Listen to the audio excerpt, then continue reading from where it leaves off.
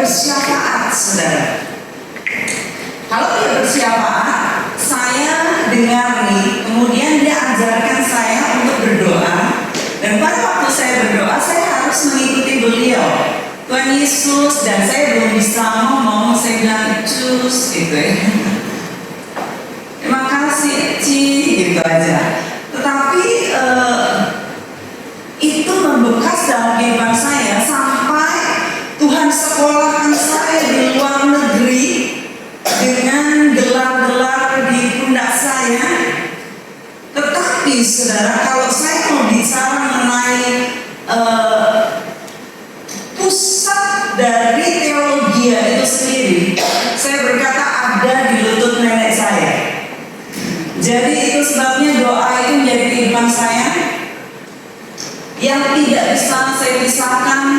Sampai hari ini saya boleh katakan setengah dari kehidupan saya sendiri terdiri dari doa. Itu sebabnya saya senang sekali kalau saudara datang ke tempat ini karena saudara suka berdoa, ya. Dan saya walaupun model begini, saudara, saya cinta Tuhan habis. Saya gandrung sama Tuhan, saya addicted sama Tuhan. Kalau tidak ada apapun yang saya harus urusi, saudara, saya lebih senang mendorong di kakinya Tuhan, berlama-lama berlutut di kaki Tuhan, ya. Ada anak NTT di sini yang bisa jadi saksi selama 2 tahun.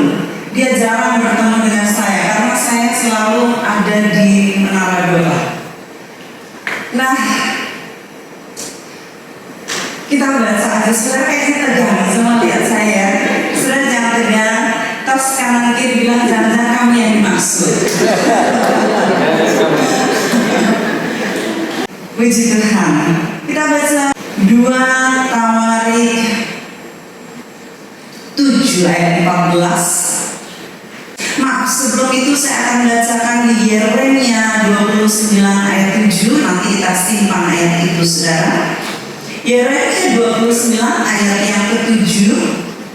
Kita baca bersama-sama 2-3. Usahakanlah kesejahteraan kota kemana kamu aku buang, dan berdoalah untuk kota itu kepada Tuhan, sebab kesejahteraannya adalah kesejahteraanmu. Banyak anak Tuhan mengerti ayat ini, tetapi sedikit yang menjadi pelaku dari firman kebenaran ini. Padahal kesejahteraan kita ditentukan oleh doa kita untuk kota kita. Seberapa banyak anak Tuhan yang mengerti dan menjadi pelaku dari ini? Saudara, Tuhan bawa saya untuk sekolah di Korea dan di Amerika. Kemudian Tuhan kembalikan saya ke Indonesia, walaupun saya tidak mau sebenarnya. Saya tidak cinta Indonesia waktu itu. Tapi singkat cerita, kalau saudara-saudara yang pernah membaca buku saya, Tuhan kembalikan saya ke Indonesia. Dan di Indonesia ini saya berkata, Tuhan, Indonesia segede ini, saya ini yang kecil seperti ini, saya mau ngapain, dan andil saya itu bisa segede apa, dan bagaimana saya harus memulainya. Lalu Tuhan taruh di hati saya untuk saya mencari pendoa syafaat kota, yaitu di menara doa kota. Yang saya tahu atmosfer negara ini harusnya dikuasai oleh pendoa-pendoa syafaat, ya. Nah, itu sebabnya saya ke sana dan berdoa, dan saya belajar untuk yang namanya mengerang bagi kota. Kalau mengerang bagi dompet, bagi rekening itu biasa kan ya, bagi masa depan. Tetapi saya belajar bagaimana ini mengerang bagi kota, mengerang bagi kota. Jadi saya ikutin dulu nih ya, mereka tersungkur, saya tersungkur, mereka menangis, saya belum bisa menangis. Bagaimana bisa menangis bagi kota ya? Sampai saya dengan setia setiap Senin malam saya pergi ke sana, ke menara doa, dan akhirnya selama 3 tahun berturut-turut saya dengan setia, akhirnya saya dapat feel-nya, saudara ya, dapat tahu gitu gimana rasanya berdoa Dan sementara itu saya pun membangun mesbah doa di rumah. Setiap hari saya dengan asisten saya berdoa sampai saya serius, saudara ya. Serius saya beli buku doa, buku-buku tentang Indonesia, buku suku-suku yang terabaikan, buku pariwisata untuk saya pelajari poin-poin mana yang perlu didoakan, begitu. Jadi saya doakan bergilir, setiap hari akan saya doakan itu, saudara. Saya beli peta, saya jabarkan dan kemudian tiap kali didoakan, saudara. Sampai 3 tahun kemudian Tuhan kirim saya ke kota-kota di mana saya doakan setiap hari selama 3 tahun. Jadi saat kita serius dengan Tuhan, Tuhan pun serius dengan kita. Saat seseorang mengemban hanya kepentingannya dirinya sendiri, saat seseorang hanya, let's say, dia hanya pakai topi saja, dia tidak keberatan dan dia tidak harus berdoa. Tetapi saat seseorang memiliki beban satu kota atau satu bangsa,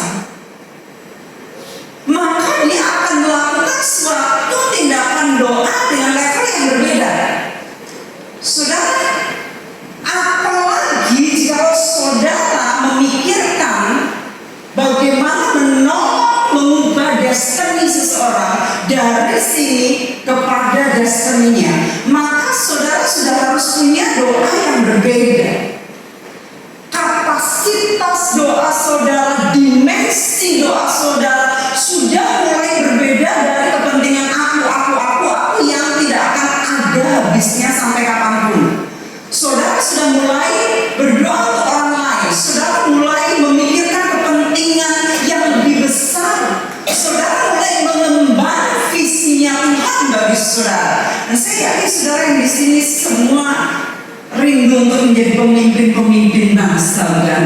Saudara tidak akan jadi pengikut saja, tidak. Kalau saudara datang untuk berdoa di tempat ini, saya yakin saudara punya beban yang mana bukan lagi untuk kepentinganku. Saya sudah berpuluh-puluh tahun sudah berpuasa, berdoa, bersyafaat, hari-hari itu saya sudah mikul beban bangsa, beban orang lain.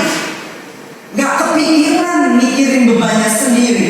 Pada waktu Tuhan percayakan staff-staff, mulai mereka saya ajarkan, punya pembantu saya ajarkan harus berdoa, harus berpuasa, harus punya beban, harus punya pikiran yang lebih besar daripada sebelumnya. Nah, dengan demikian maka level alam roh seseorang mulai diangkat lebih tinggi lagi. Jika seorang ingin menjadi pemimpin, maka dia harus berusaha untuk naik di level yang sangat berbeda, sehingga orang lain bisa sedemikian melihatnya perbedaan itu dan mereka mulai mengikutinya. Saudara tidak akan menjadi pengikut dimanapun saudara akan mencari dan melihat peluang kesempatan untuk bagaimana bisa mengimpartasi hidup, mengimpartasi firman kepada orang-orang yang Tuhan kirimkan kepada saudara secara divine appointment, secara perjanjian ilahi. Tuhan titipkan dan pertemukan dengan saudara di sepanjang kehidupan saudara. Jika kita ini anak-anak Tuhan, kita tidak pernah lepas dari yang namanya divine appointment.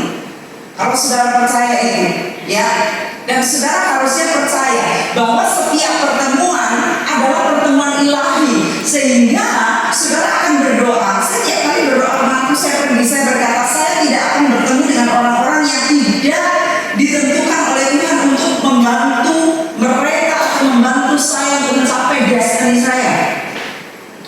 Saya tidak mau waktu-waktu saya ini tidak berguna di dunia ini, karena waktu kita sangat singkat sekali, sehingga semua apapun yang harus saya kerjakan, harus saya katakan, harus saya impartasikan, apapun harus itu atas penentuan Tuhan. Dan saya putuskan, saya tolak segala kuasa-kuasa kegelapan yang akan membengkokkan destiny Tuhan dalam kehidupan saya.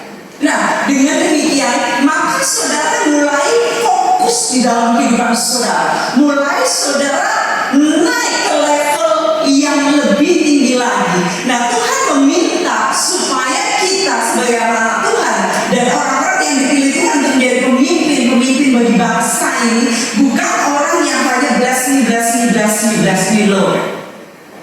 Bukan berkati saya tiap kali, tetapi saudara harus naik di level yang lebih tinggi lagi. Saudara, sesungguhnya berkat-berkat itu sudah disediakan di depan saudara. Semua berkat ilahi, kata firman Tuhan di dalam 2 Petrus, semuanya disediakan bagi kita, semua.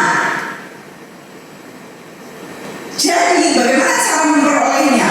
Memperolehnya saudara tidak perlu dengan meminta sebenarnya, tetapi cukup saudara naik di level yang ditentukan, maka berkat-berkat itu mengiringi. Pada saat saya mulai berdoa, kemudian saya mulai memikirkan bangsa ini, bagaimana saya mengambil bagian dari keselamatan dan pendewasaan anak-anak Tuhan di Indonesia. Maka Tuhan menaruhkan saya visi yang besar yang tidak pernah saya pikirkan, tetapi yang Tuhan kandung di dalam rahim rohani saya, sehingga pada saat saya mulai menjalaninya, saudara, rupanya mereka itu yang seharusnya memang Tuhan sudah sediakan untuk naik level bersama dengan saya, Tuhan pertemukan dengan saya.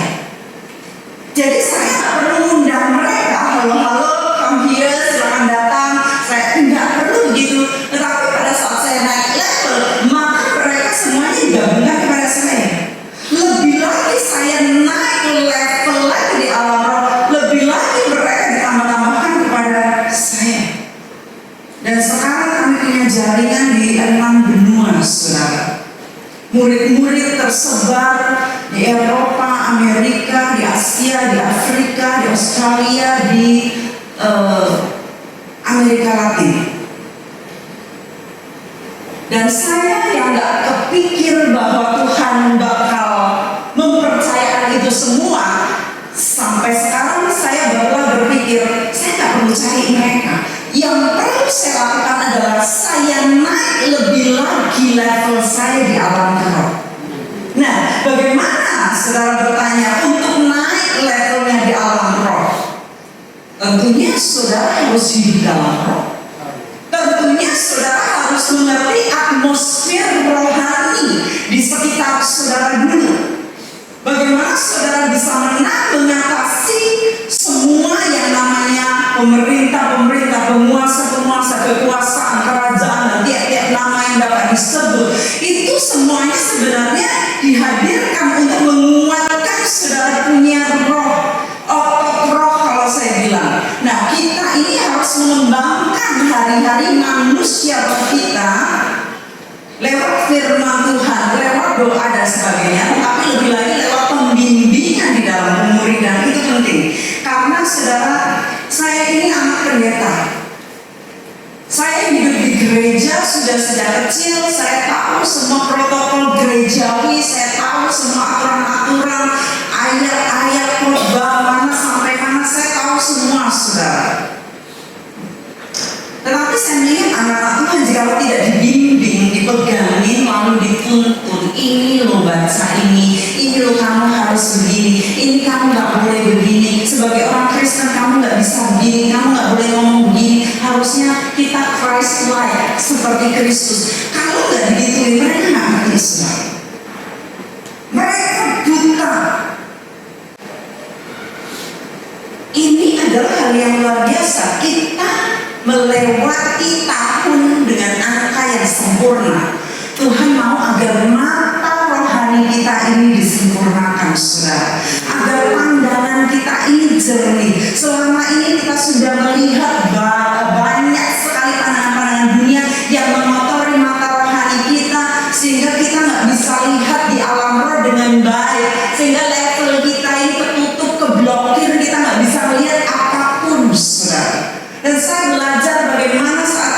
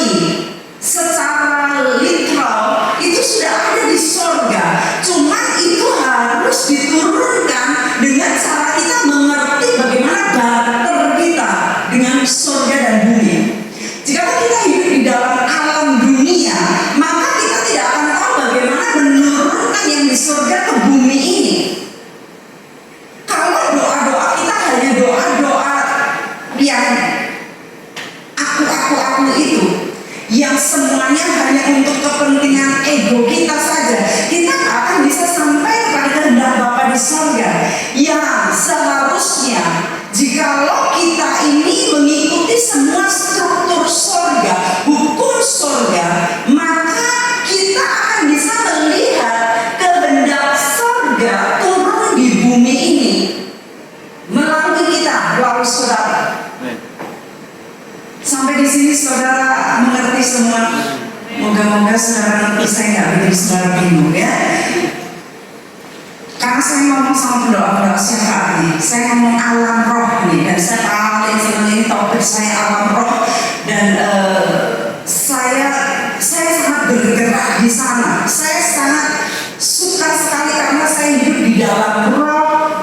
Hari-hari saya menyembah dalam roh, hidup dalam kebenaran, terus minta terus Tuhan untuk evaluasi saya, koreksi saya, kerat saya, mana-mana yang tidak berkenan kepada Tuhan, sehingga pikiran saya harusnya tiap hari menyerupai dengan pikiran dan perasaan Kristus. Nah, kembali lagi kepada alam roh, saat kita mau supaya surga itu terjadi di bumi, kita harus hidup dengan hukum surga. Nah, seperti yang saya sampaikan tadi, bahwa semua apa yang saudara doakan dan butuhkan, yang saudara inginkan untuk memenuhi tujuan Tuhan atau visi Tuhan bagi hidup saudara, itu semuanya sudah berjajar rapi, nongkrong, tinggal nunggu saudara naik level, maka diberikan kepada saudara. Hanya saja sekarang saudara bagaimana tembus ke level roh yang sedemikian untuk sampai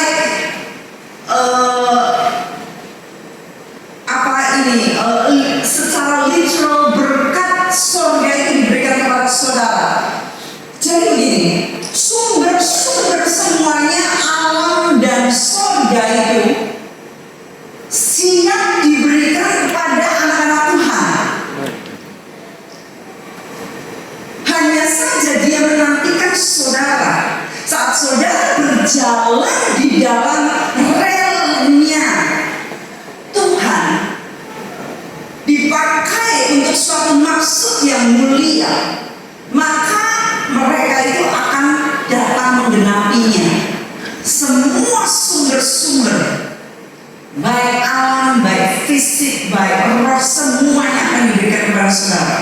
Kenapa saya bisa ngomong kayak gini? Karena saya mengalaminya, saudara. Saya mengalaminya. Saya bersyukur sekali saat saya hanya fokus hidup di dalam rencana dan kehendak Tuhan, maka saya ini di dunia ini jangan kayak nambang, saudara. Saya pergi kemana-mana cuma pakai lutut, istilahnya begitu.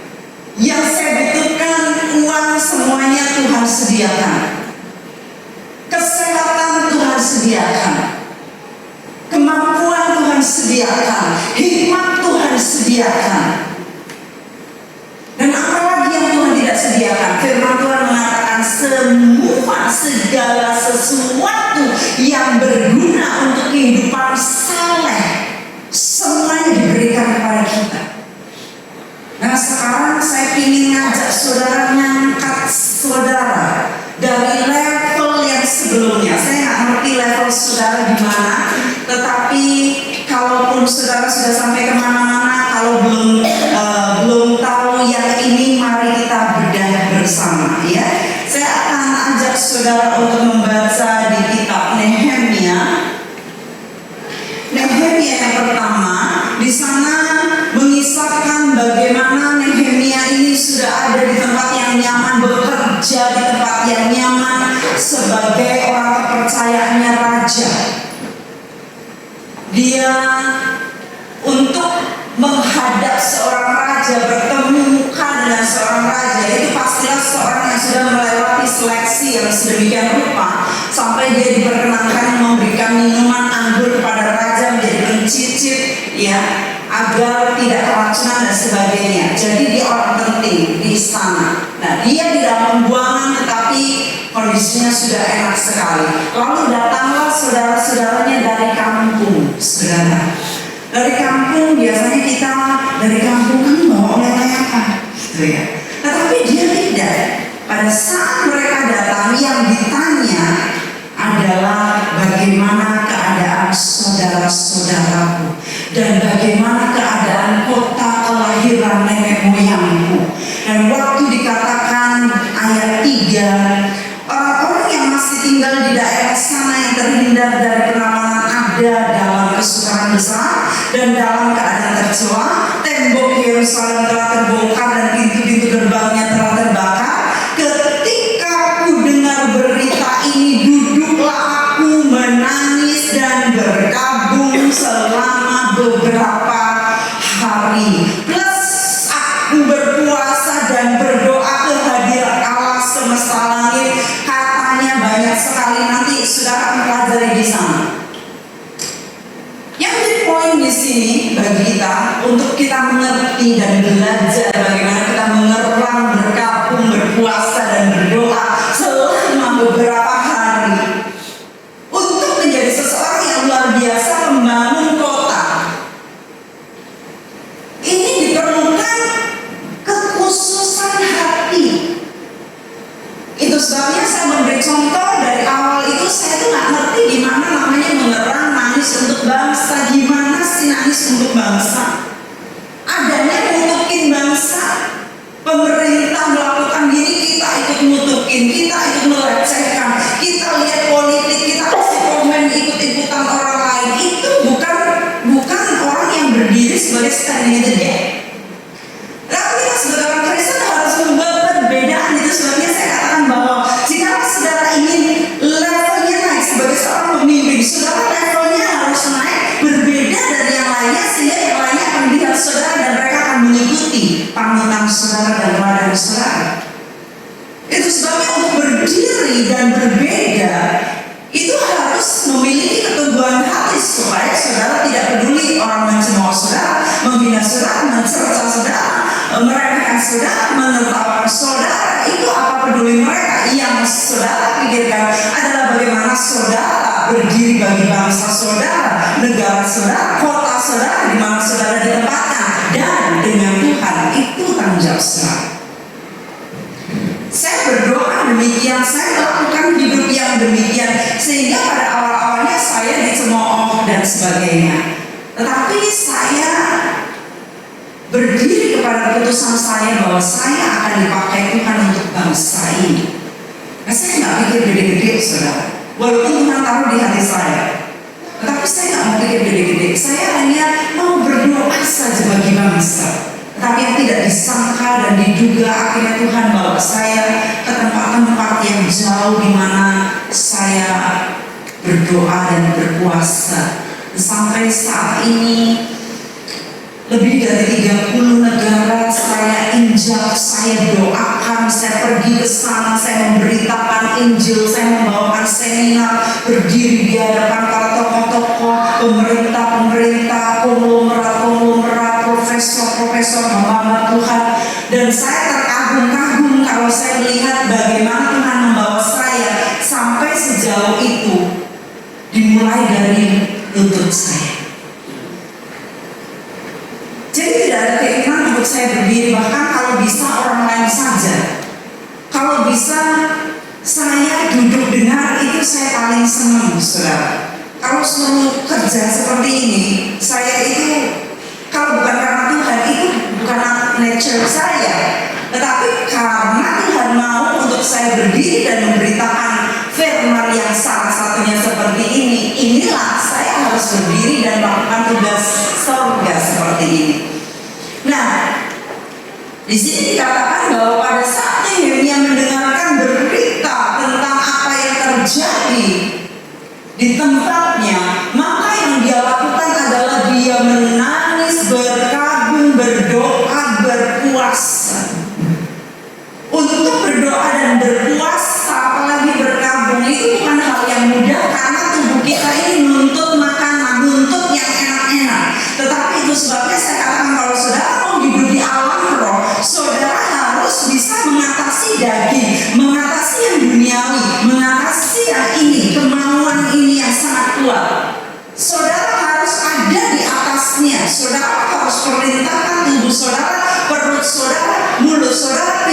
saudara agar mereka itu semuanya tunduk di bawah roh saudara.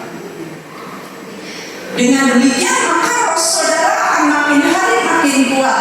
Mungkin saudara jam 11 sudah ruyuk-ruyuk. Padahal kalau nggak puasa saudara bisa makan sampai jam 4 juga nggak lapar gitu ya. Tetapi kenapa pada saat saudara berkomitmen untuk berpuasa kok ada yang begini-begini, terus kepala pusing lah, migrain lah, yang senut-senut semuanya lah dan sebagainya. Saudara bisa taklukkan itu ya. Nah,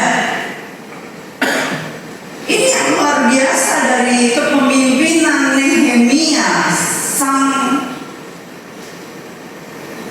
national visionary, pembangun kota, pembangun tembok. Dimulai dari doa, berpuasa, berkabung berhari-hari untuk negaranya.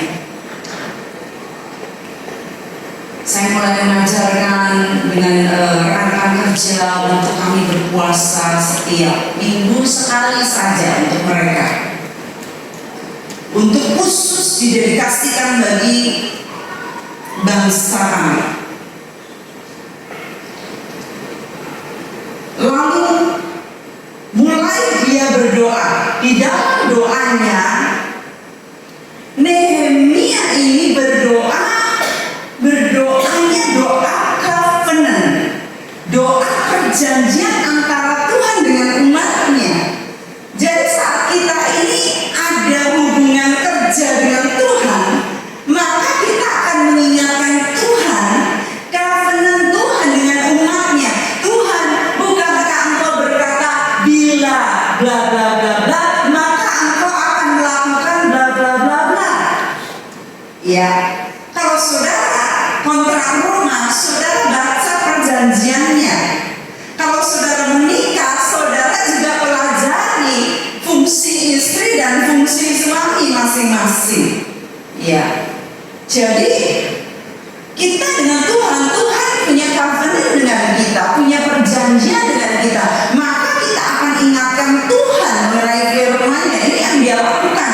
Saya ini ingetin Tuhan tiap pagi, saudara. Saya tiap pagi itu saya berdoanya itu berdoa ayat. Saya ingatkan Tuhan, Tuhan, Engkau berkata bla bla bla bla bla bla bla bla bla bla bla bla bla, dan saya itu panjang sekali saya menutup doa-doa saya dengan ayat firman Tuhan, karena saya tahu kalau Tuhan diingatkan dengan perkataannya sendiri, maka sinyalnya, frekuensinya pas.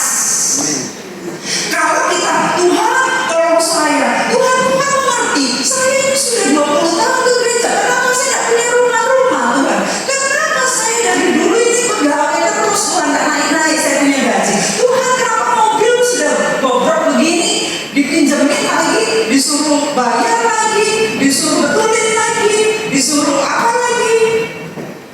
Nah, itu nuntut Tuhan, nggak ngingetin Tuhan tentang perjanjiannya. Itu bayi rohani doa seperti ini. Tetapi saat saudara mulai masuk ke dalam level yang berbeda, maka saudara akan doa-doa perjanjian yang mana waktu saudara mengatakan firman-Nya, janjinya sendiri, maka dia akan tahu karena frekuensinya sama. Sing dengan surga. Saya tahu betul itu. Saya tahu kalau saya terus-menerus ingatkan Tuhan mengenai firman-Nya dan janjinya, saya iman dan percaya, maka Dia itu Allah yang setia. Dia tidak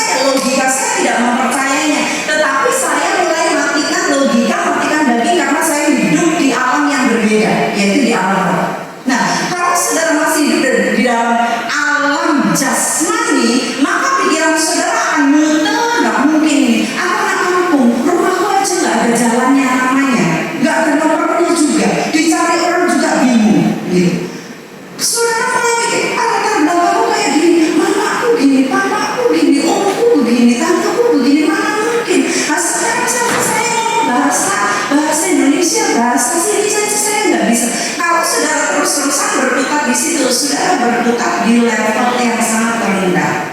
Tetapi saat saudara membaca firman, saudara hidup di atas janji-janji firman Tuhan. Saudara setiap kali mengingatkan Tuhan akan firman-Nya. Saya panjang-panjang ayat akan saya baca setiap hari bertahun-tahun sampai saya hafal, saudara. Saya akan ingatkan Tuhan terus. Tuhan, ini janjimu. Saya nggak usah ngomong ini janjimu saja, saya ngomong aja dia tahu itu janji dia. Ini yang dilakukan oleh Nehemia. Dan akhirnya Tuhan memberikan kesempatan kepada dia. Pintu dibukakan. Waktu Nehemia naik di alam yang sudah berbeda, yaitu bersyafaat bagi kotanya, maka Tuhan mempersiapkan hati raja dan orang-orang yang lain untuk dipersiapkan menyertai, memberi kepada dia untuk semua perlengkapan persiapan surat-surat semuanya dirilis untuk menyertai visi ini. Itu sebabnya saya katakan dari semula bahwa saudara nggak perlu doa untuk kepentingan saudara yang mana itu nggak akan ada habisnya. Tetapi saat saudara naik saja level saudara, doa saudara sudah berbeda, hidup saudara berbeda, pandangan saudara berbeda, manusia roh tingkatan manusia roh saudara sudah berbeda, maka semuanya itu akan dikumpulkan untuk memberkati saudara, untuk melaksanakan visi yang Tuhan titipkan kepada saudara. Amin. Wah, saudara, saya semangat banget ini ya. Saya mau dobrak saudara supaya saudara tidak hidup di alam jasmani, ya. Supaya saudara lebih dari itu, saudara hidup di alam roh. Karena Tuhan adalah roh, Dia harus disembah dalam roh dan kebenaran. Dan kita ini menjangkau Dia dengan roh, bukan dengan daging, bukan dengan keinginan-keinginan dan doa-doa yang aku. Nah, di dalam Nehemia 2 di sana itu diceritakan bagaimana dia bertemu dengan raja dan kemudian akhirnya dia diperbolehkan untuk pergi melaksanakan visinya. Ditanyain, berapa lama kamu ke sana? Berapa lama kamu akan melaksanakan visi, mimpi, kerinduan kamu? Dan dia nyatakan, dan ternyata itu 12 tahun dia ada di tempat yang dia jadi kuli, saudara. Dia jadi tukang di sana. Dia hidup dalam istana, kemudian dia datang ke sana. Perjalanan itu 3 bulan naik keledai, saudara. Saudara bayang nggak sih? Saudara di sini ada keledai ya? Saudara pernah naik keledai? Nggak pernah ya? Iya. Ada kuda ya? Saudara pernah naik kuda 1 jam? Belum. Kalau saudara naik kuda 1 jam ya, kan dia kan begini kan, sini saudara sakit loh, ikut karena saudara ngikutin gini kan, sakit. Nah, naik keledai, naik ontak, makin lagi gitu. Itu 1 jam aja, saudara turun pegel semua pakai sarung tas. Ini 3 bulan saudara, 3 bulan. Kalau saudara baca di sana, setiba dia di sana, 2 ayat 11. Maka tibalah aku di Yerusalem sesudah 3 hari. Jadi dia istirahat di 3 hari dulu. Bangunlah aku pada malam hari. Ini namanya pengintai. Ini namanya visioner. Dia bekerja di malam hari. Saat yang lainnya pada tidur, dia mengintai. Dia melihat kebolongan kota itu apa. Ya. Apa yang dibutuhkan bagi kota, bagi negara, itu adalah visioner. Bangunlah pada malam hari dengan beberapa orang saja, dan aku tidak beritahukan kepada siapa rencana yang akan kulakukan untuk Yerusalem yang diberikan Allahku dalam hatiku. Juga tidak ada binatang lain padaku kecuali yang kutunggangi. Dan dia keluar, dia melihat pintu gerbang ini dan itu, lalu dia menyelidiki dengan seksama. Lalu apa yang terjadi? Terbongkar pintu gerbangnya, habis makan api, dan kemudian bla bla bla. Akhirnya selesai dia membuat perencanaan, dia tahu apa yang harus dia lakukan, barulah dia sampaikan kepada para penatua kota tersebut. Seorang visioner, dia akan bekerja di saat yang lainnya tidur. Dia akan giling cari kehendak Tuhan yang saat yang lainnya mereka santai melakukan kehidupan mereka secara umum. Saya tahu ini karena saya melakukan hal ini bertahun-tahun. Saat yang lainnya tidur, saya bakar bola saya. Saya menyelidiki firman. Saya menjadi pembuka lahan. Saat yang lainnya belum tahu, saya lebih dulu melejit dari mereka. Kemudian saya bukakan dan mereka mengikuti. Saya menjadi trailblazer. Saya mendahului mereka buka hutan, saudara. Dan saya bersyukur untuk itu dan saya bagikan kepada yang lain. Iya, saya kurang tidur. Iya, saya capek.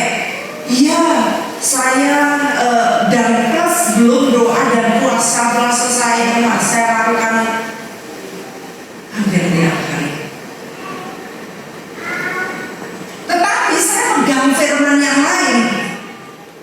Firman yang lain ya saya 40:31 mengatakan orang-orang yang menanti-nantikan Tuhan, yes, akan mendapatkan kekuatan baru. Jadi saya menantikan Tuhan. Seringkali waktu tidur saya pakai untuk menantikan Tuhan. Saya nggak hitungan dengan waktu tidur saya harus tidur sekian dan sekian. Saya cari Tuhan, saya berlutut, saya ingin ketemu Tuhan setiap saat. Tetapi saya berkata, saya tahu saya akan dapatkan kekuatan yang baru. Orang-orang muda mereka boleh lemah, letih, lesu, jatuh. Tetapi orang yang menantikan Tuhan, dia berlari tidak lelah, berjalan tidak lesu, dia terbang seumpama raja api. Nah, itu sebabnya di dalam Tuhan kita punya banyak perjanjian yang Tuhan berikan kepada kita yang kita pegang. Kita nggak ngomong, aduh gimana ya, nanti kalau saya bisa begini, nanti kalau gini saya bisa begitu. Itu alam jasmani, saudara. Sementara hidup di alam jasmani, kalau sudah tua ya maklumlah, kita kan sudah tua ya, rambut sedikit. Siapa bilang?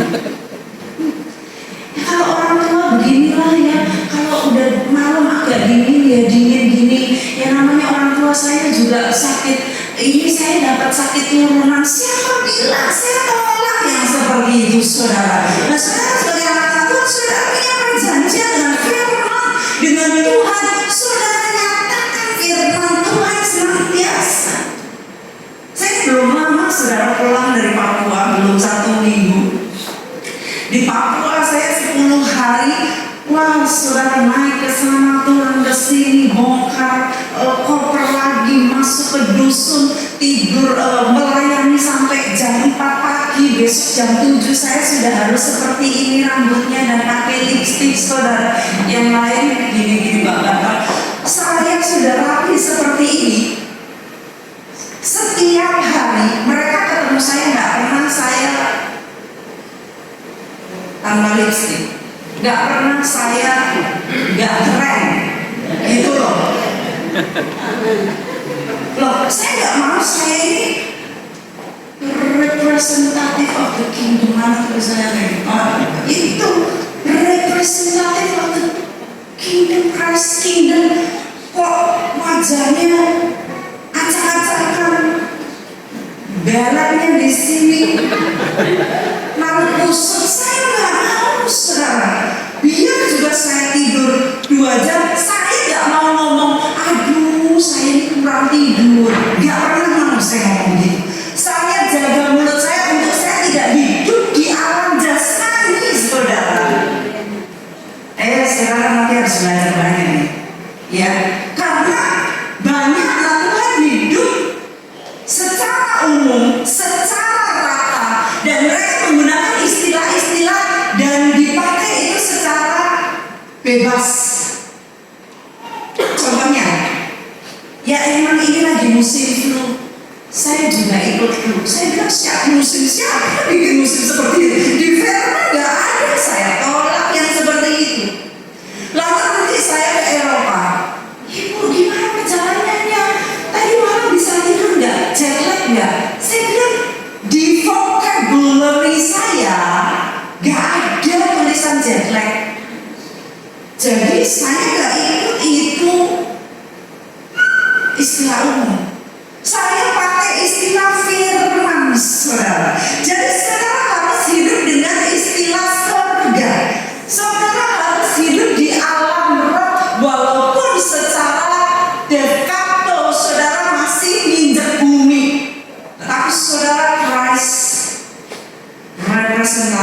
kingdom representative. Saudara harus hidup, berpikir, bertindak semuanya dengan cara roh. Jadi kalau saya nggak tidur, saya akan berkata kepada tubuh saya, hai jiwaku, kamu kuat, kamu sempurna karena Yesus ada di dalammu, kamu juga sempurna. Yesus sempurna, kamu sempurna. Amin. Sudah kan, saudara? Gimana bisa tidurnya? Puji Tuhan, bisa tidur. Ya, walaupun hitungan jasmaninya 2 jam, tetapi saya bilang begini, saya selalu ngomong begini, kamu ya tubuh, walaupun hitungan jasmani 2 jam, tetapi aku lipat gandakan jadi 8 jam ya, jadi 4 kali. Apa yang mustahil sih buat saya? Ya, kalau memang tubuh saya membutuhkan tidur, saya harus tidur. Tetapi pada saat saya melayani, saya ada di hukum roh. Jadi saya mempercaya itu. Jadi saya tidak mempercayai yang kelemahan tubuh dan sebagainya. Dan saya bersyukur untuk itu. Saya mengetahui rahasia firman ini, bahwa saat kita hidup di alam roh, maka kita mendapatkan benefits, keuntungan, manfaat rohani ilahi, segala sesuatu yang kita butuhkan untuk hidup saleh di dunia ini. Well, haleluya, saudara diberkati malam hari ini. Nah, demikianlah maka ini National Visioner ini mulai berkata, yuk kita lakukan visi yang besar ini. Dan guess what? Semua orang-orang di sana, pemilik emas, pembuat kayu, pembuat apapun juga, mereka kumpul. Bukan berarti tidak ada tantangan. Ada Sanballat, Tobia yang menentang mereka, yang menentang Nehemia dan tim. Tetapi itu tidak menjadi masalah. Ternyata mereka semuanya mulai membangun tembok kota.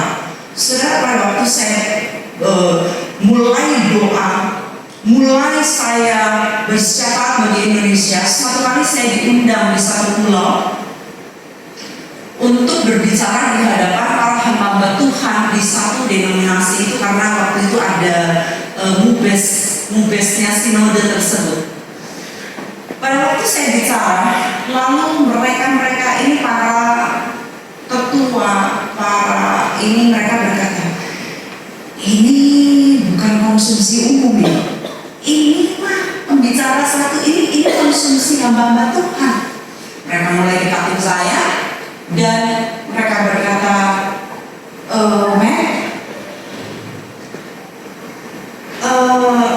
mau nggak kita keliling Indonesia untuk memberkati hamba-hamba Tuhan, kami yang bawa seminar.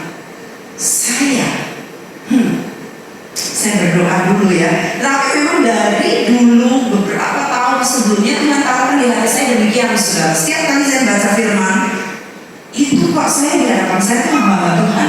Tapi kan saya coba hapus karena nggak mungkin lah saya pikir saya. Nah itulah kalau kita hidup masih di alam daging, maka yang kita pikirkan nggak mungkin. Tapi setelah itu akhirnya saya berkata, oke, saya siap, dan mulai tim ini membentuk suatu gabungan yang kami pergi ke satu pulau, dikumpulkan hamba-hamba Tuhan, dan saya di sana diberdirikan untuk mengkhotbahi hamba-hamba Tuhan, saudara. Pemimpin-pemimpin kota. Dan barulah saya tahu, saya berjejaring dan menggandeng tangan para pemimpin-pemimpin pemuka kota itu untuk menutup tembok-tembok yang bolong, yang runtuh selama ini. Tiap kali saya berdiri di hadapan mereka, saya bicara kepada mereka, tiap kali saya melihat mereka bercucuran air mata di depan saya mundur, saya bilang, Tuhan, ini pastilah Engkau. Saya gak mungkin melakukan hal yang seperti ini kalau bukan Engkau. Karena saudara melihat pendeta-pendeta kota, saudara, mereka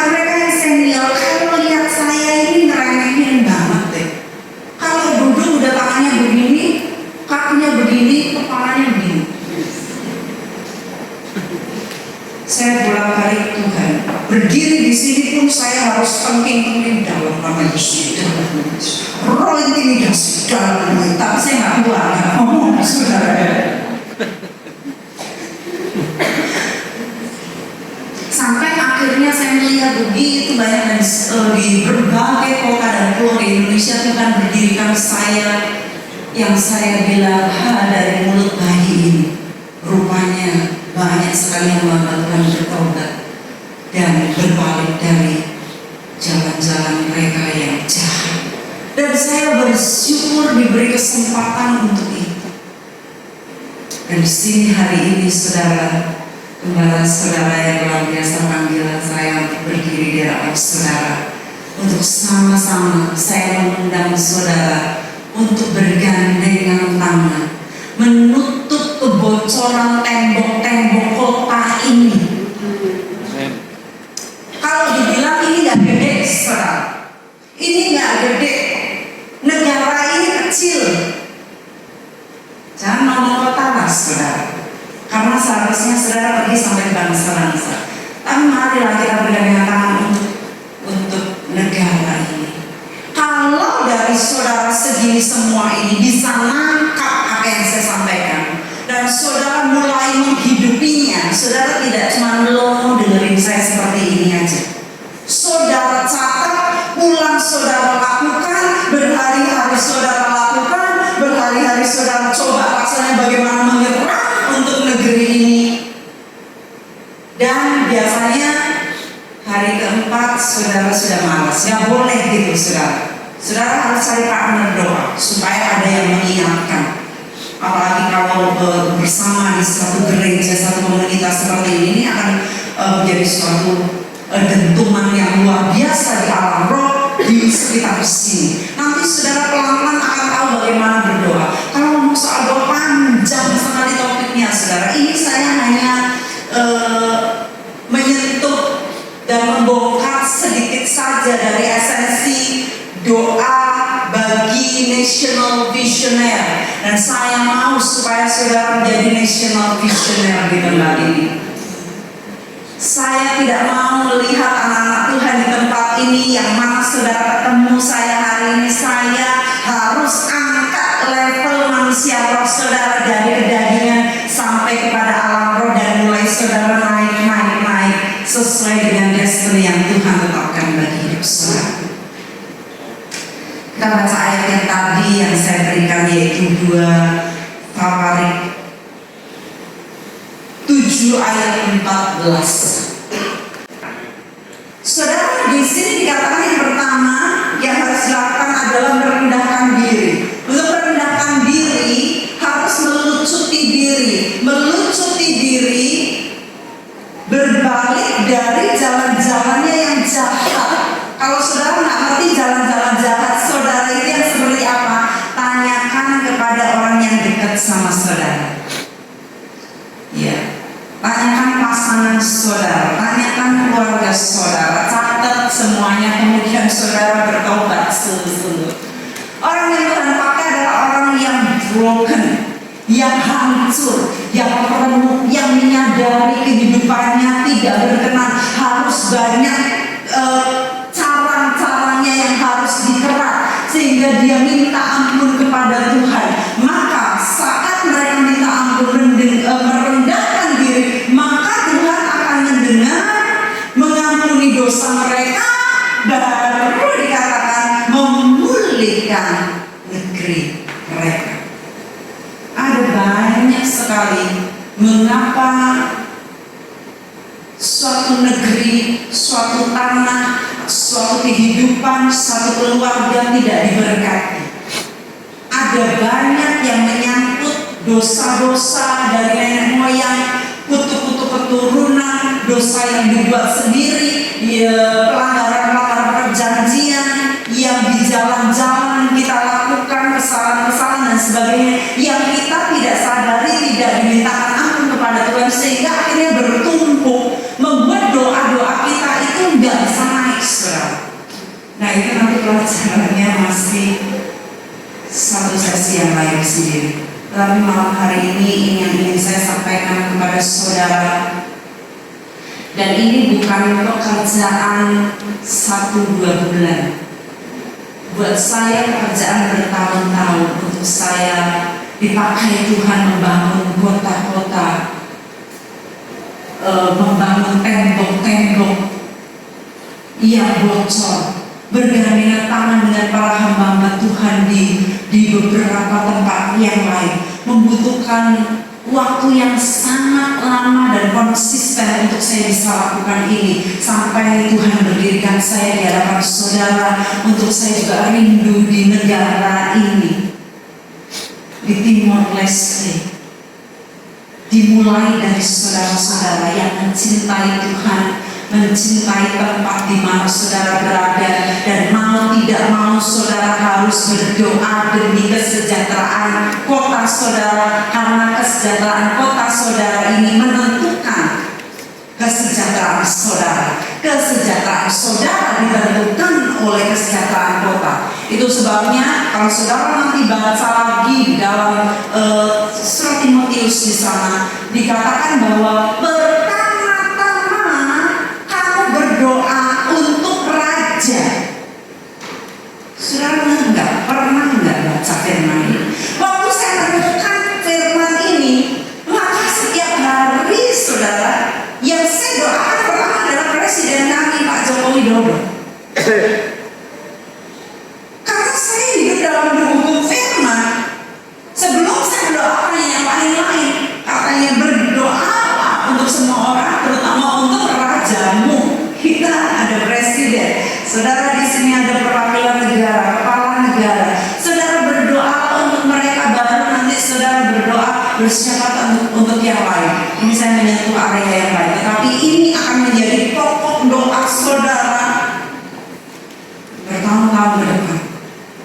Dan nanti saudara akan lihat, saudara akan takjub melihat bagaimana saat saudara naik pelan-pelan di alam level rohani saudara yang Tuhan sudah tetapkan, maka semua yang di surga akan terjadi di bumi ini, untuk kepentingan saudara, untuk kepentingan kota, untuk kepentingan negara, untuk kepentingan